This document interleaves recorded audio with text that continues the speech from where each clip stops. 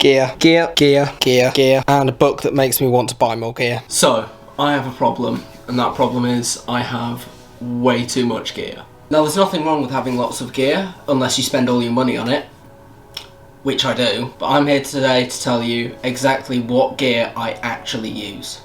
Now, my main camera is this, the Canon M50.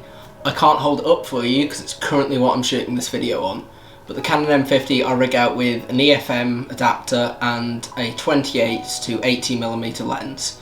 It's not great, but it's a decent long lens. It does 35mm, 50mm and 80mm, which are the three focal lengths that I use most for proper filmmaking. My other two lenses are a 22mm prime and a 15 to 45mm zoom, both of which came with the camera, and one of which is a really good lens, that being the 22mm. The 22mm is an amazing little low light prime lens. It's tiny, it fits in the palm of my hand, it's honestly, I can pocket this lens and have a second lens on me. The 15 to 45 is a little bit bigger, that's mainly because currently I have 4ND filters on it, which it's just a good way to keep them contained.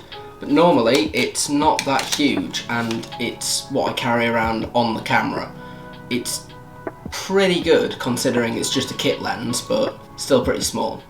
So far, camera, 3 lenses. I'm shooting on a Rode VideoMic Go, which is the cheapest shotgun mic that you can get that will still give you half decent results. Now, I wish I had a lav mic, I wish I had a boom mic, I wish I had a proper setup. But currently, this is all I have, and if I need more gear, I'll just borrow it, or I'll rent it, or I'll invest. So far, the shotgun mic has done me really well. Now, this is all put together with a small rig cage and a small rig top handle. The top handle I don't really use because it's the cheapest one I could get, and honestly, it's not great. It works, it's half decent, but it's really hard to balance the camera when the lens is too far forwards and it tilts forward. But if I put the handle the other way, then the camera body's behind it and it all sinks to the back. It's really hard to stabilise like that, so I could probably do with a much nicer top handle. Now, I'll just get the most recent addition to my camera setup. This is a small rig fluid head tripod, and looking at it you would think that's quite a big tripod. That's as small as it goes up to 6 foot. It's a big heavy duty fluid head tripod. Let me show you. So this is the small rig heavy duty fluid head tripod, which honestly, it is heavy duty. It's a big boy, it's quite heavy. There are a few things that I'd like to see upgraded. The latches feel pretty cheap, but it's a fantastic tripod. I'm not going to say too much about it now because I am going to be doing a review in the next few weeks, but this is what my current tripod is.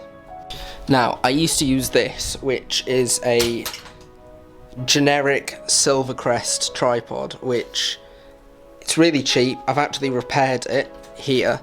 The pin broke, one of these broke, so I repaired it with a split pin from a brake caliper on a disc brake from a mountain bike, but that's a story for another time. Now, it's cheap, it's not very good, your camera goes on it, it works, but I can't badmouth it too much because this got me through, I would say, around 3 years, my first 3 years making films, so something like this will work if you're just starting out. And honestly, I paid £15 for this, so £15, that's £5 a year, and it's just worked. So honestly, I wouldn't badmouth this, it's pretty good.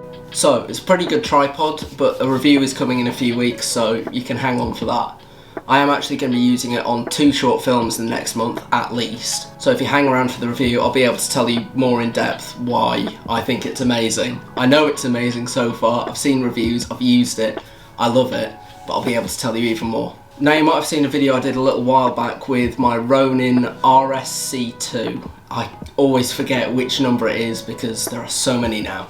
But yeah, it's the Ronin RSC2, which is fab. It's a brilliant little gimbal, but for the price and for how much I've used it, it's not the best investment. So, what do you actually need to make a video? I would say virtually nothing.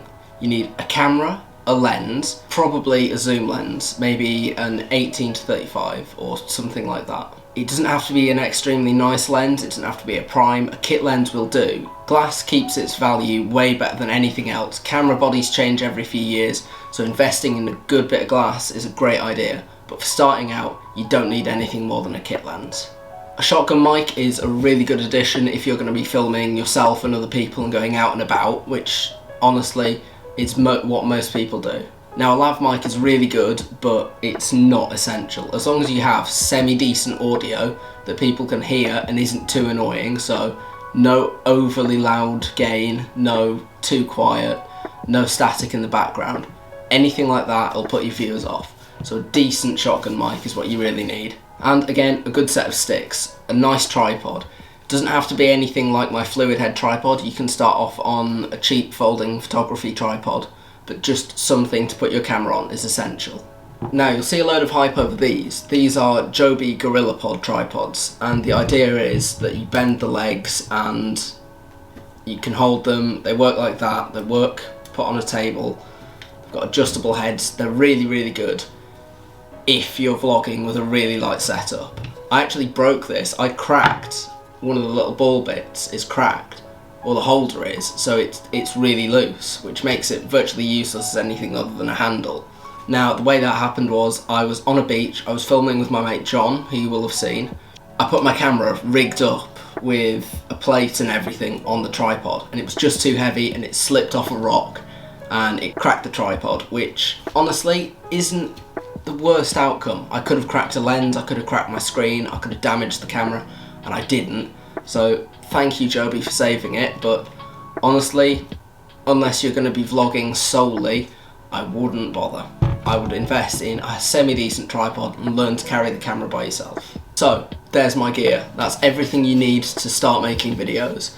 I wouldn't go with anything more than that. I have lights, I have gimbals, I have ball heads, I have a B camera, I have various stuff that I just don't use. So, use the bare minimum. Try and keep your kit lightweight and go out and make something. Thanks for watching. Feel free to leave a like and comment down below what you want to see next. Sweet.